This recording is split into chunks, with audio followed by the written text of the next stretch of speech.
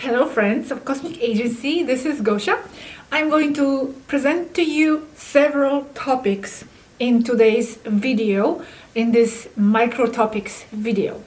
Okay, and the topics will be the following. First, I'm going to have a short conversation with Yaski about goofiness and about being silly and about actually appreciating small little things in life and playfulness and why it's important.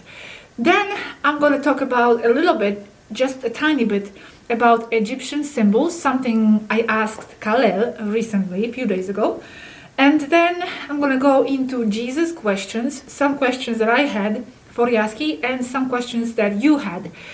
So that's that. Then a very short question from someone from the audience about the sun. And then talking about the current situation on Earth, Federation and all that, and possible solutions. Then a short chat I had with her about telepathy. And then at the end, stay tuned till the end, I'm going to mention something very interesting about the new technology of Russian planes that came up recently in one of the videos that was sent to us by Ragel. So that's going to be something very intriguing, very interesting, so stay tuned. Now, before I continue and start the topics, I'm just going to mention very briefly that there is another person. As you know, we have always said there are many people in contact, or there were many people in contact with Taygetans, and now there are less, of course, but they are still not talking just to us, as I always say. And I just want to say, validating another contact that might appear somewhere, and her name is Lena, and she's a starseed that is in daily contact with Taygetans. So if you ever see anything coming out from Lena talking about Taygetans and perhaps holographic society, that's going to be a true contact. So I just want to give her that validity here. Okay, having said that, let's go to the first topic on the list, which is appreciating small things and why actually it's important. So this whole chat started with me and Yaski talking about just being goofy and silly and, I don't know, wearing costumes and things. And she was saying, well, you know, I am a younger girl, so for me it's okay to wear costumes even every day, but if Aneka wore them, then it wouldn't be appropriate. And I said, well, why not? I don't really see that as a problem at all, and I think it's okay. You know, I really am not into those age-appropriate things. So whatever you feel, you do, and that's it. I believe anybody can be playful of any age. You know, Matthias, my boyfriend, calls me goofy all the time, and not always super serious. So this is when Yaski says, yes, it is very important. If you lose that, your soul may even die. And now you understand it a bit more later. So your soul may even die. That goofiness you talk about is a reflection of certain innocence that is directly connected to a desire of expansion. Also, that discredit of imagination as false or as unreal associated with children as well. It is that innocent openness to be able to be surprised at everything new and enjoy simple new things. Everything is new because a kid is new. But with age, people tend to think they know it all. So they are no longer surprised at anything, much less little tiny things. But that is a state of mind, nothing to do with the age. There will always be new things to find joy while you discover them. People no longer stop and see little nice things, smell the flowers, as they say. They lost that. And with it, their power of observation. So their soul retracts, literally, because the mind-body reacts only with the programmed things, day after day, same routine. That's why sometimes they develop cancers, etc. no expansion equals the soul is no longer interested in that life because it contributes nothing to it. It happens everywhere, even here, but far more often on Earth. And here I'm asking, I am still able to see new things all the time and be curious about things and marvel at little details of life. Doesn't mean I'm a new soul. She says, no, it only means that you have not lost that innocence. Same case with me. I am very old inside, yet I enjoy watching my cartoons. And Matthias always tells me too that I'm always like marveling at little things, looking at the forest somewhere and looking at the sun setting through the trees. And I'm like, oh wow, look at that moment, look at that thing. And he says, you're always looking at things like you've never seen them before, like, something new. But for me, it is new because no single moment is the same as other, even though it may be still the trees. I've seen the trees, okay, I've seen the sun, but I haven't seen it in that angle. I haven't seen that color coming through the trees. I haven't seen, that specific view of that branch. That tree looks a bit different. So there's always something new in each situation. And I marvel at that. And as she explains it a little further, if you do that, if you have that capacity, it's because you have the ability to observe more subtle things in life, more beyond the obvious. And that is very important because it means you are able to pick out from the reality the details that nurture your soul. And this way your soul is always fed and nurtured and taken care of. So here I'm also asking, okay, but maybe it's not such a bad thing that the soul wants to retract. If the soul doesn't see anything anymore in this reality, maybe it's because it's ready to transcend. Like there's nothing new for that soul because it has seen it all literally and it's just ready to go beyond. Go beyond the physical. So maybe just, trying to force that person to appreciate little things is like trying to force that soul to stay within 3D, 5D against its wishes. Maybe that soul aspires to go to higher points of attention and higher frequencies. And here Yaski gives an interesting response. She says, little things are of very high frequency. Enjoying a sunset between snowed trees is of higher frequency and density. And this is because density is a state of mind, not a place, state of mind. A sunset among snowed trees is more than what it looks like. It means you are receptive to subtle things. And along with the sunset, you will notice other things that do nurture your soul's need for expansion. Because the soul always wants something new, wants to expand and perceive something new. So it's picking out, little new things even in the old situation.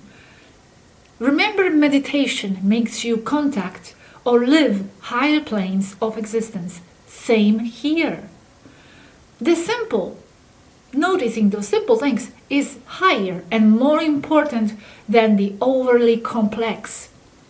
Complex overstimulates you, saturates you, and makes your mind retract.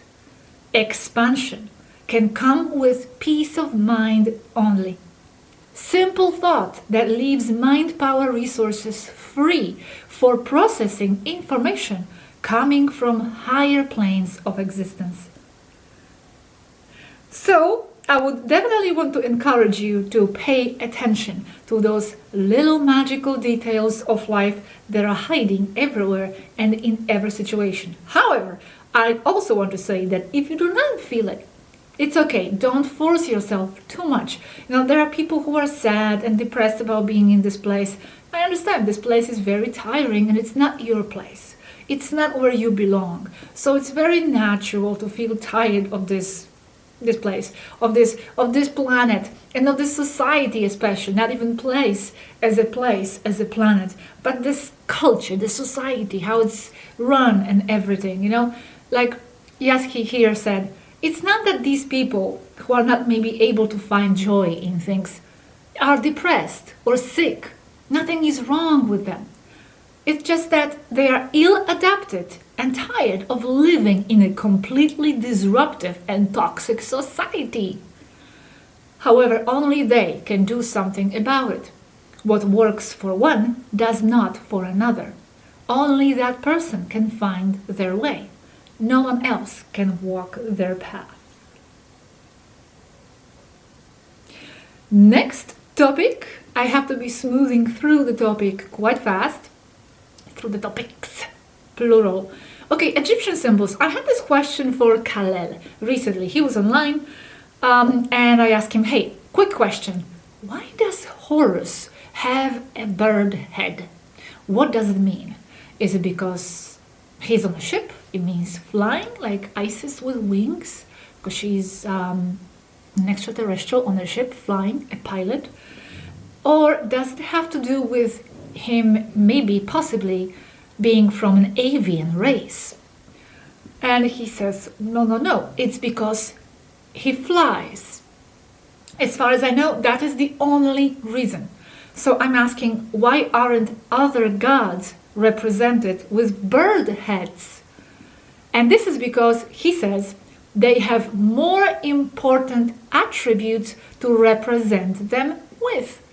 Sometimes they will mix many attributes in the same god, making one of those Sumerian stone representations, human head, body of a bull or a lion, wings and feet of a hawk, all in one, as that person or god had many attributes. Now he passed me these images and he says the following. Very few people can actually understand that these last two statues represent Pleiadians. Usually 7 or 9 snakes in the head, representing knowledge of M45, the star system Pleiades, plus wings representing Taygeta and flight. Pineal glands on each ear, meaning very psychic. And of course, the bull, Taurus, where the Pleiades lies. And here I'm asking, so those people who made these statues and those images, they had to know. They had to know all this. Who made the statues? Who came up with that? Or maybe it was yourselves. And he says, the people, the rulers, the priests, and the wise ones of the day. Yes, they knew it all. Only the modern human is ignorant of such things. And following here is the Jesus topic. Some questions that I had regarding this topic and few questions from the followers, just a few. First, I was asking because the Romans, as you saw in the last Jesus saga videos, the Romans used Jews as a scapegoat to turn people against them, basically, and make them responsible for the death of Jesus Christ. But I'm asking why, if the Jewish traditions, the Jewish beliefs also came from Nefertiti and Akhenaten, who were also the beginnings of the Kabbalistic thought. So the Romans, Kabbal, and those Nefertiti, Akhenaten beliefs, also Kabbal, Jewish, so why against each other? Is it because they were different factions? And why? Why scapegoat them? And she says, in a way, factions, yes, because they rebelled against the Roman occupation. So what they wanted was to crush the rebellion, turning the people against them. Just like the Democrats are making scapegoats out of today's Trump supporters, repeating the same narrative. So the Jews were nothing but Egyptians who followed Akhenaten and Nefertiti into several parts of the world, hence the 12 tribes of Israel, Isis, Ra, Elohim. So they made the rebel side of the tribes of Israel as enemies because they were considered traitors, and they were made to blame for Jesus' death, excusing the Romans from any guilt in the process, so leaving the Romans as the heroes of the story again. So observed closely, the whole Jesus story is so Roman, and pro-Roman it hurts. Another question I had, as you know, they are using religion as a weapon to control the population. But now we also have the papaya shots, who are supposed to eliminate that religious gene, as there was a video floating around about how it was said that those shots eliminate the religious gene. They disrupt the connection, the spiritual connection from the source. So I'm asking, so why are they implementing the shots to eliminate the religious gene if through religions they control the population? What's the plan there? Nothing to control them through then if the religious gene is eliminated. And she gave me this response, makes perfect sense, of course. She says, because religion is no longer needed to control the population that is left after the genocide. A new and more efficient way to control them is in place. Transhumanism and nanotechnology. So no, religion is no longer needed for them, useless. Spirituality nowadays, especially spirituality, is working against the cabal, freeing people of slavery, not enslaving them to official religious institutions. Makes perfect sense, perfect sense. Now, many people ask me about Dolores canon and law of one. So I'm asking about this because, Dolores canon was also was said that she is quite accurate in what she's saying. So how to tie this in with her views on Jesus? She wrote that book on Essenes, and Law of Ra, Law of One also talks about Jesus. So how can we explain this? The only explanation that comes to my mind, which makes sense too, is that they are egregors, because the collective mind is so powerful and the beliefs create reality. Your individual beliefs create reality, so imagine collective beliefs. They create those realities as well, and they exist. They start to take form. In the esoteric world, they are called thought forms. They become alive. So maybe people are tapping into those entities there and channeling them. And yes, that's the explanation. But also, and she says here, yes, most of the information of Dolores canon and Law of One is accurate. But there are some things canon, for example, did not know or didn't seem to know. When you are in a higher density, as you are when in deep hypnosis, like accessing higher density, you tend to manifest anything you truly believe in, no matter what it is. So Dolores canon or whoever will manifest for herself, for himself, whatever they believe in, because higher density means fast, instant manifestation of thought, no unconscious or very little. So as Jesus is so imprinted onto their minds, they will manifest all that. It will all be real for them, their version and interpretation of the Jesus story. Others will manifest the pumpkin god, the cosmic cat, whatever. It is mainly seen or interpreted through the lens of the current unconscious of the subject. That is why channeling, although real, is useless. It's mainly the same person who is channeling, who is speaking.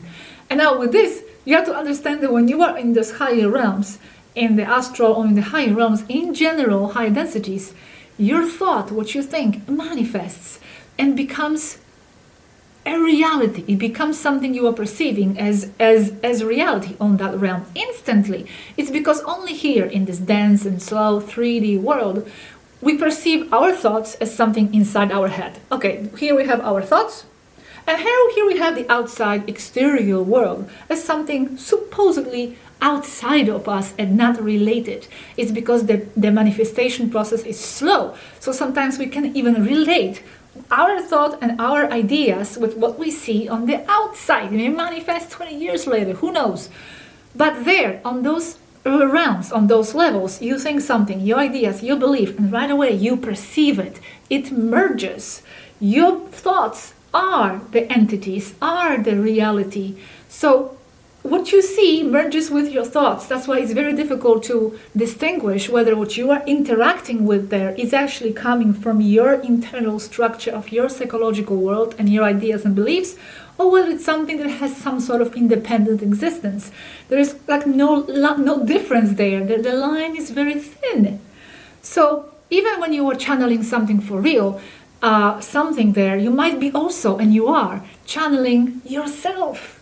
Because those images coming from your own mind become alive and they interact with that other thing you are channeling. So it's all mixed, and that's why it's distorted. And that's why she's saying it's useless, because it gets so mixed up with your own stuff. Here I'm asking, so then how to distinguish, how to know when you are channeling something truly accurate, an entity that truly has its own existence, historically and in other senses, and when you are tapping into an entity created by personal or collective beliefs. Because channeling is the real phenomenon. Even Taygetans have been channeled. And she responds, you can't, at least not easily. People hear whatever they want to hear when channeling, and they ignore the rest. Someone may channel a message, not go to Vegas, you will be assaulted there. And then you will hear and you will translate that as, go to Vegas, you will be saluted there. The opposite. And she says, seriously, they get it all wrong when channeling. A channeling is only as good as the channeler. So the channeler needs to completely remove himself, herself from the picture, become totally empty, and only let the other use its body. The problem is that few can, and they start to augment and mend the message with their own thoughts. And they are not going to even know that, probably. It's going to be not conscious, because they will not be able to recognize that what they are saying there is their own thought. I remember very clearly one situation when I was in some kind of high density place. I remember that specific situation. It was the only time it happened to me. I was in that state where I was just consciousness, mind, nothing. I was just awareness. Suddenly, I felt, oh, look, I don't have a body. This is very interesting. I'm just awareness floating. And I thought the word hand. And right away, I saw a hand in front of me. And that hand was me. That hand was me. It just like manifested. I was that hand, and I was the thought that was generating the hand. I remember it very, very specifically. And there was no body, by the way, attached to it. It was just a hand, because that's all I thought, a hand. So in that state, you're going to think something, believe something, and it will pop up, and it will be talking to you here, and you will not know this is you, this is not you, and then there will be real other entities mixing with that, so it's just all distorted. That's why Taygetans don't like that form of communication, and that's why they do this now. So I'm here asking, okay, so when these channelers talk about stuff, are they really getting glimpses of things? And then their minds, consciously or not, adds things? And she says, yes, they add and subtract things on their own, with horrible consequences, as I described above with Vegas. But, as I said, depends on each channeler. So she's not discarding them. She's just saying that it would depend on each of them, and we would need to analyze each one of them. Many are good. Just listen with discernment. I will never tell you not to listen. On the contrary, Listen to all you can and make up your own mind about what is real.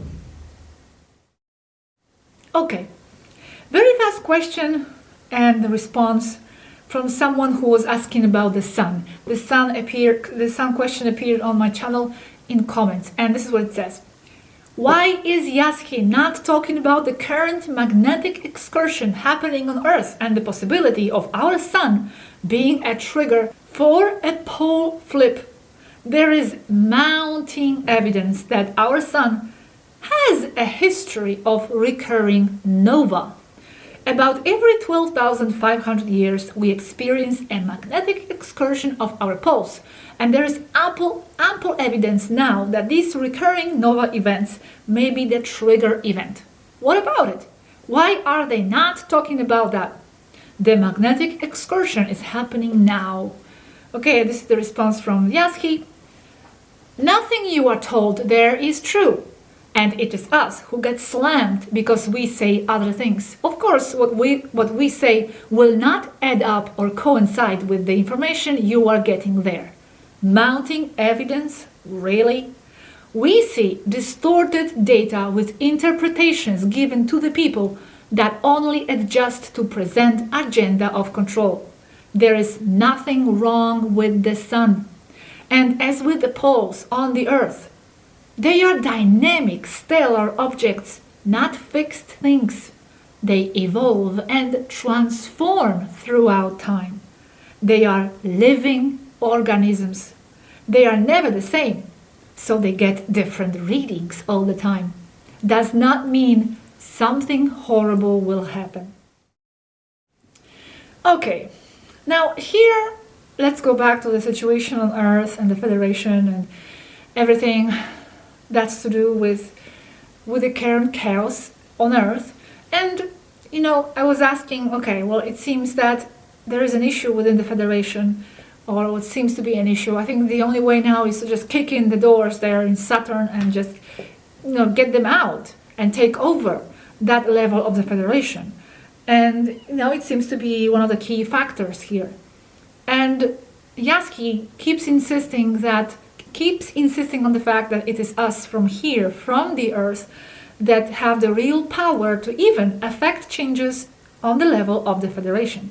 And as she explains, it's because we are the Federation. Here we have a topic of mirrors and one level reflecting another. And I'm going to make a video about this separately, actually, why it is important to influence changes in 5D from this level, from the level of star seeds on Earth. Okay, I'm going to make this quite soon too. So here Yasky is responding.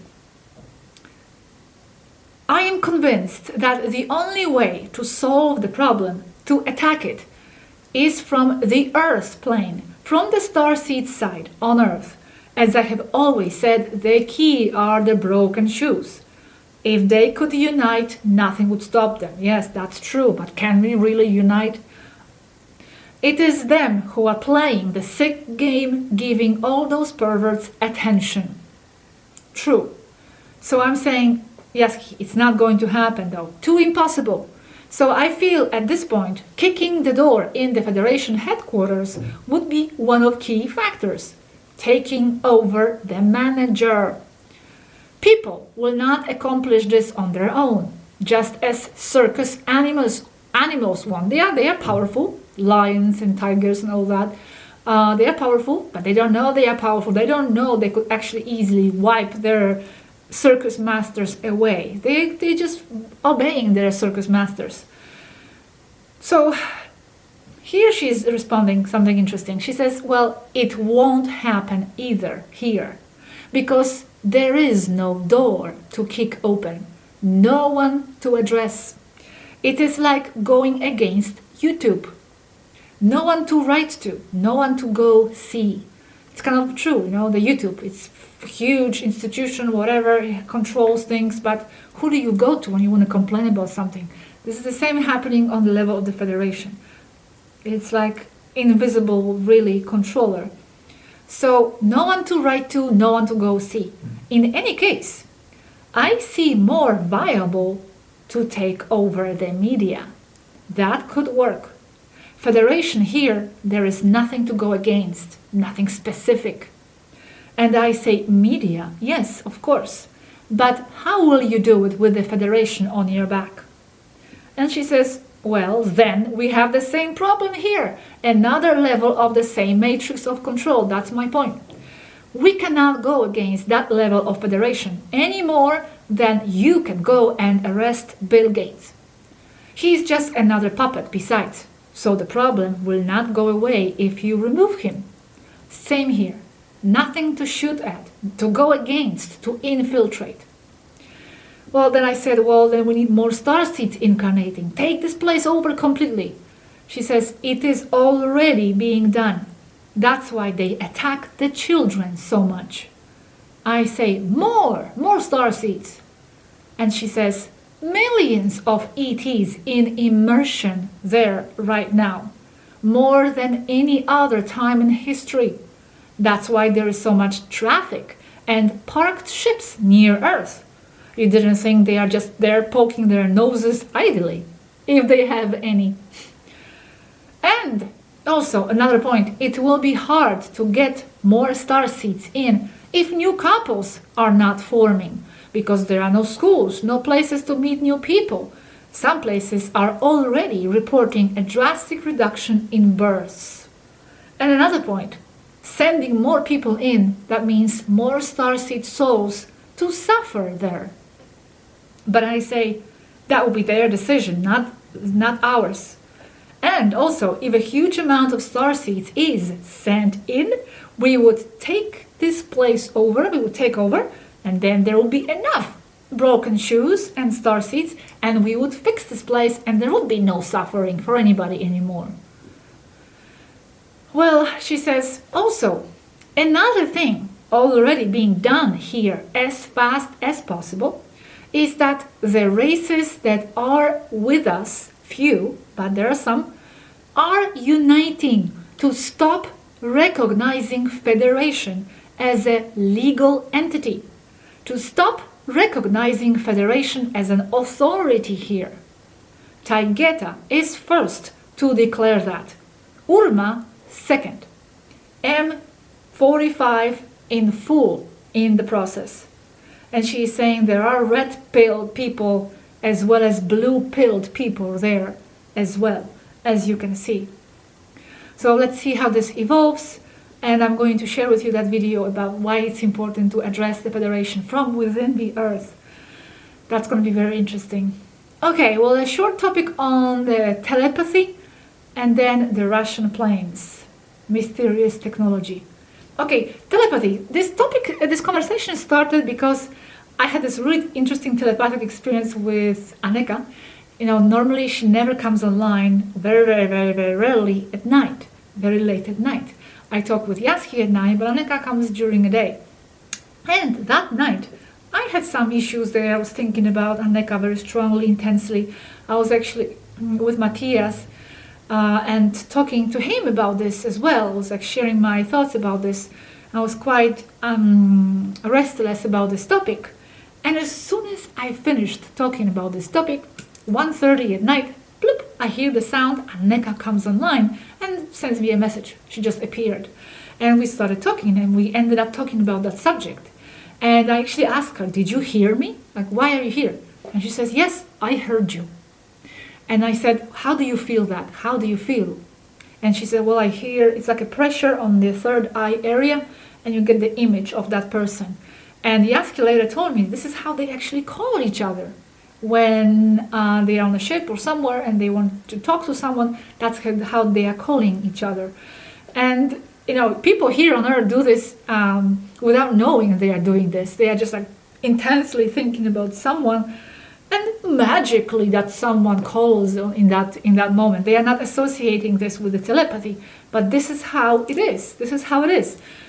So later I shared this with Yaski, and she says, well, that is the problem there with telepathy, as you are not used to its existence or see it as vague and uncontrollable. That is what you get, random results, because you are transmitting all the time with no awareness of doing so.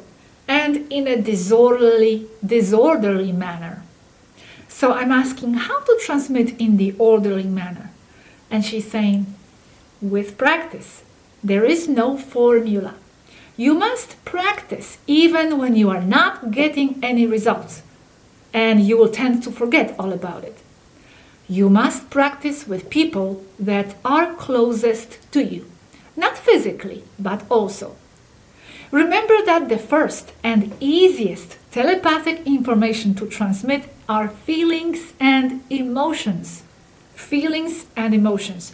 Then, simple ideas. The hardest to transmit mentally would be mathematical values and formulas. This as a rule everywhere. Also, mental images are easy to pass on, like a pattern or a simple drawing on a paper. And here I'm of course asking, but the receiver must be receiving openly, right? Because if not, I'm sending something to someone, but there's no one there, nothing to get through. And she says, yes, of course, it's a two-person task. No use transmitting very well, strong and clear if there is no receiver. And here she's saying there are two basic types of telepathy. One is a wide message, many can sense, many people. And then the other is a concentrated intention beam aimed at someone in particular. And that is private, and no one else can read or sense the message. But for the beginners, the first type is the easiest. And then you will learn to concentrate the message on the image or the feeling in your mind that represents that person who must receive the message. But first you can practice with a general message with everybody. Well, whatever you want to do, actually. Whatever type of telepathy you would like to practice. Okay, well, now we got through to this point, and now we have the last topic today, which is those Russian planes with a mysterious technology that no one really understands where it's coming from and how these planes operate. So this topic was triggered, activated, presented to us first because Raquel sent us a link in Spanish, thank you very much, by the way, to link to the video in Spanish, 10-minute video that was explaining a little bit about that technology, that the Russians have developed this wingless, a little plane that seems to be operating on some anti-gravity technology, but it's not really sure how it's operating. So now we have the revelation of where it is coming from. And I'll present three people here speaking. First, Raquel, in Spanish, I'll translate this. Then Yaski also. And then Alenem, the leader of the ship, will also present her view here. Because I asked them if I can reveal this. You know, I was not sure. Maybe it was like a classified information. But they all told me it's okay to say it and to share it. So Raquel is saying that technology is 100% design and technology of Taygeta. It is the example of the badly carried out disclosure to the degree that I was even bothered to find this information. This technology is the result of multiple years of Taygeta being in contact directly with Russia. Russia, who basing themselves on lies and promises that they did not have intention of realizing, was getting information and technology from the members of this ship. It was supposed to be the technology that was supposed to be given to the people in general, not to construct toys for the super rich in Dubai. As always, a creative, hard and real work, it will never be given, it will never be known from whom it was. Never the credit will be given to the true designers of that technology, as it is always. They never want credit. They are, I'm not just talking about Taygetans, but extraterrestrials in general. They are helping, they are doing a lot of things behind the scenes, like I always say. But the idea is not to give credits to themselves, but to give humans the credit. So Raghel is saying, you now know who is the designer of that technology. As I said, he gave us this paragraph, this information, not knowing that I would share it. He never asked me to share this. In fact, when I asked Yaski and Alanim if I should share it or can I share it, they said, yeah, but it could be counterproductive because there might be a chance that people will say this was just false or this was a prop or some kind of a sci-fi model that was not supposed to work. So it could be discredited. So if I say now it's coming from Taygeta, it could be counterproductive. So they made me aware of that risk, but I still decided to share it. So as I'm saying, I'm sharing it with you, but based on my decision, not because they wanted to brag that it's theirs. Not at all. Yaski here, when I asked, should I share this? Can I share this? She said, yes. The only problem is that I'm quite sure they will later come up with an excuse, like it was for a Russian movie, a prop, or that it is simple sci-fi mock-up, never intended to work. We did give it to them, but because in agreement that was supposed to be the only safe way to seed what you call super high-tech into Earth, as we most definitely cannot give out blueprints and materials to normal citizens like you and Robert, or you will be taken out. As Raghel clearly stated there, it was a cooperation that was intended to be given to the people, at least eventually, not to make Russia great and to be given to the super rich. Russia did not honor the agreement. I know you know since years ago that Taygeta had been cooperating with Russia technologically. No longer. You can see the results there in that video. That is a clear carbon copy of a Taygetan shuttlecraft, as the ones we've been describing to you for years. There are at least 6 of those in the lower hangar deck of this big tub. Ship is not communicating with any agency nor with any government anywhere on Earth right now. Total surface contacts directly talking to us reduced to under 20 now in total. Thank you, Yaski. Thank you, Raghel. And here we have a few words from Alanim, the leader of the ship, whom I asked if I am authorized to reveal this. And she says, the technological and even political cooperation between Taygeta and the former Soviet Union, now Russian Federation, goes as far back as the late 50s, after United States President Dwight D. Eisenhower turned Russia away and subsequently was accepted into bilateral talks with the USSR by former Premier Nikita Khrushchev. One way or another, the cooperation and the communication between the two nations has continued ever since in one degree or another, and it is no secret. You are cleared to say as you see fit.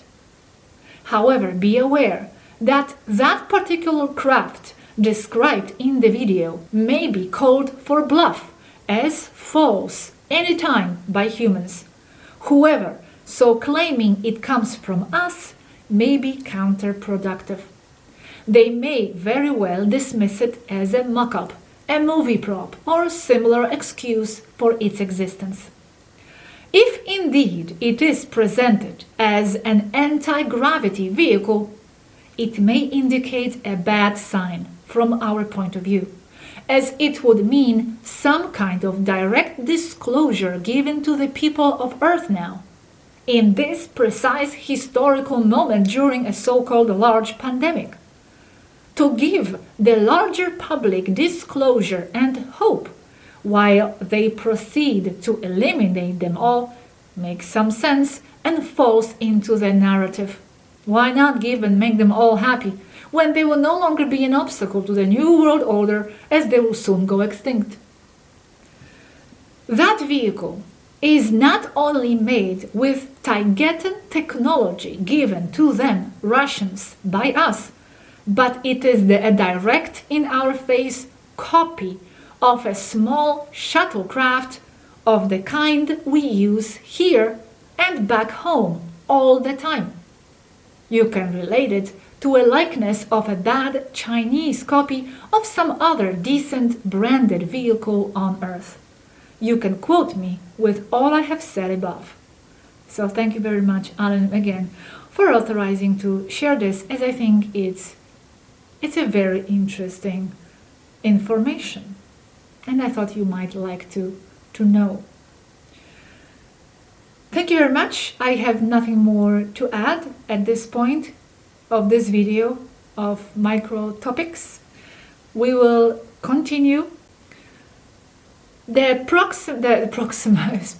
next videos that I have in line for you will be the technical talks that Dale had with Yaski a few months ago, quite technical, on energy shields, spaceship shields, and other topics that developed out of that topic. And whatever other video comes up suddenly, because they do pop up like that as well. Well, thank you very much, and thank you very much, Taygeta team, as well. A lot of health to you, and a lot of strength to everybody watching this at this point. I'll see you in the next video. Bye bye.